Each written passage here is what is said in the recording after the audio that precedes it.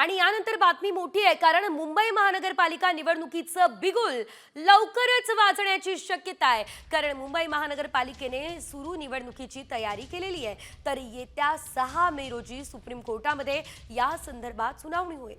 सुनावणीच्या दिवशीच निवडणुकांच्या तयारीला आणि अधिकाऱ्यांना रुजू होण्याचे आदेश देण्यात आलेले आहेत. सूत्रांनी या संदर्भात माहिती दिलेली आहे. सरकारी कार्यालयातील कर्मचाऱ्यांना केंद्रस्तरीय अधिकारी पदावर रुजू होण्याचे आदेश दिले असल्याची माहिती मिळते आहे. अधिकची अपडेट या संदर्भात घेऊयात आमच्या प्रतिनिधी वैदेही काणेकर यांच्याकडून. वैदेही, आपण पाहतोय सुनावणी 6 तारखेला होणार आहे आणि त्याच दिवशी बिगुल वाजू शकतं असं कळतंय. काय अपडेट या संदर्भात? नक्कीच आपण बघतोय की मुंबई महानगरपालिका निवडणुका कधी होणार याच्याकडे खरं तर प्रत्येकाचं लक्ष आहे. मात्र मुंबई महानगरपालिकेने या संदर्भात आपली तयारी सुरू ठेवली असल्याची माहिती मिळते आहे. 6 मे रोजी सर्वोच्च न्यायालयामध्ये या संदर्भात निकाल अपेक्षित आहे. मात्र त्याच दिवशी अधिकाऱ्यांना रुजू होण्यासंदर्भातले आदेश मुंबई महानगरपालिकेच्या अधिकाऱ्यांनी दिले असल्याची माहिती मिळत आहे.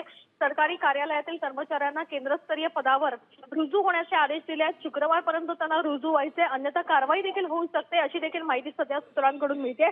त्याच्यामुळे मुंबई महानगरपालिकेच्या तयारीला जी आहे ती सुरुवात झाली आहे असं देखील म्हणू शकतो.